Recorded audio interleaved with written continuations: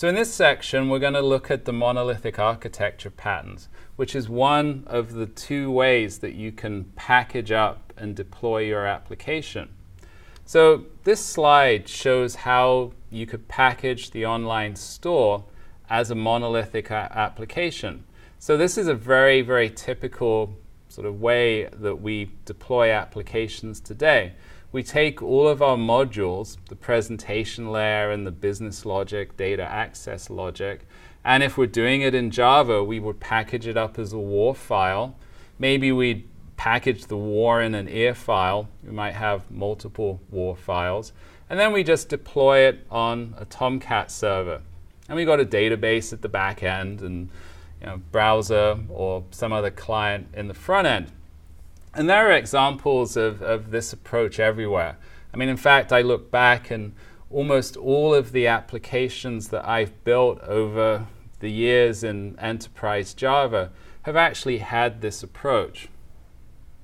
And here's a geography quiz. Where is this?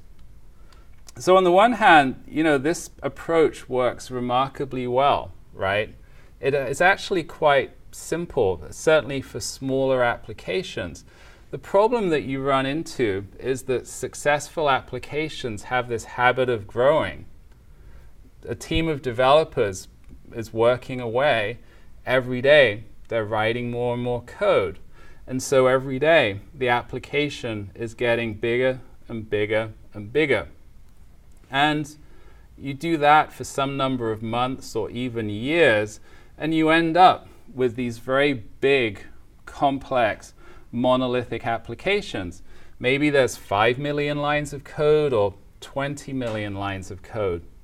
Once I remember talking to a developer, and their system had got so big that they were looking into tooling that would help them understand the dependencies between the jar files within their application.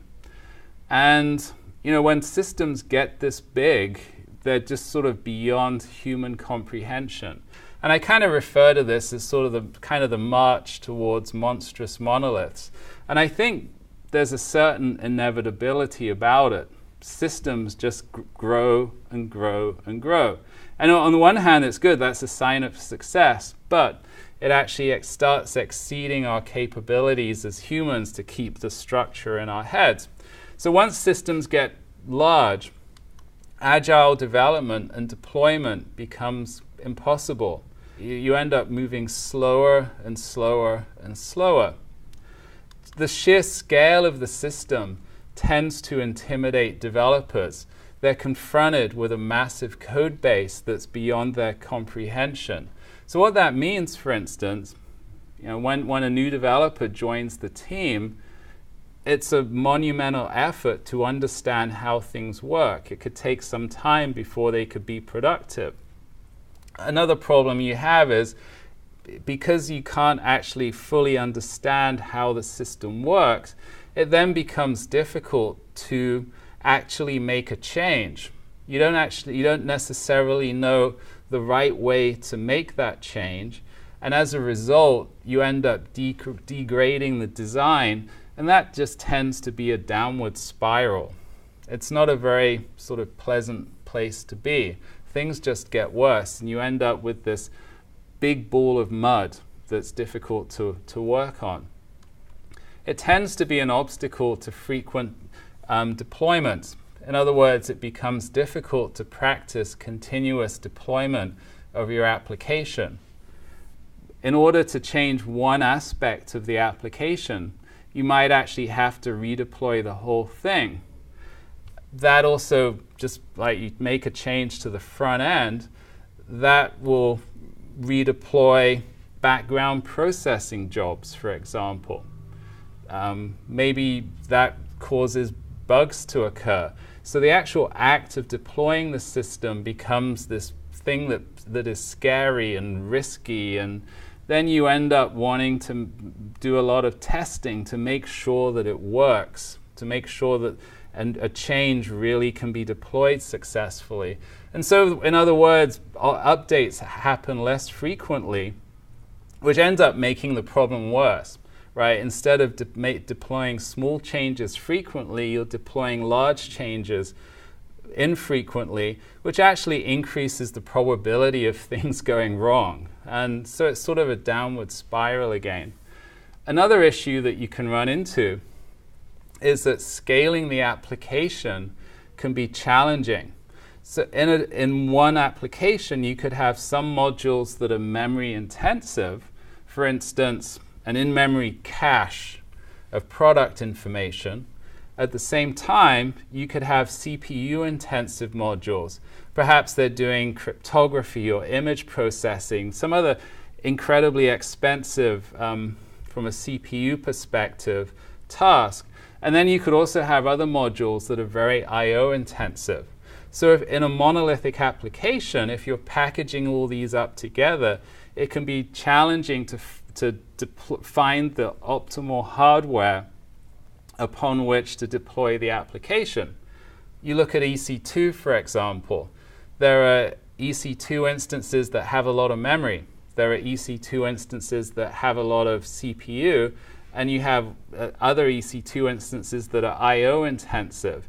You can't, if your application needs all three, you end up having to find a general purpose instance that doesn't satisfy, that's not optimal for your application. Another problem that you run into is the larger the application, the slower your IDE is going to get. So which makes you unproductive. Also, the larger the application, the longer the app server will take to start up. I remember a long time ago I was talking with a friend who worked on an application that took 3 minutes to start up.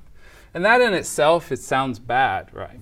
You know, if that's part of your development cycle where you make a change, you start the application server, you have to wait 3 minutes, you end up losing your flow. You end up, your whole workflow becomes sort of distracted. And since then, I've encountered people whose applications take 10 minutes, 20 minutes, or even half an hour to start up. And that's just such a very unproductive sort of environment within which to work. And also that actually impacts production as well. You want to deploy a new service because say the load has increased on your system and you're auto scaling up. If your service takes 30 minutes to start up, you can't react quickly to changes in the load on your application. So it's just deeply problematic, both from a development perspective, but also from an operational perspective as well. Another problem with a monolithic architecture is that even though internally it could be quite modular, where different people are working on different parts of the application, because you're packaging everything up into a single WAR file, that's going to require lots and lots of communication and coordination. So for example, the UI team could say, well, we want to update the UI, but then they'd actually have to talk to the back-end team, and maybe the back-end team was saying, oops, we've actually broken the back-end and you can't deploy your changes yet. So it's problematic. It's difficult to sort of develop in parallel without a lot of communication and coordination between the teams.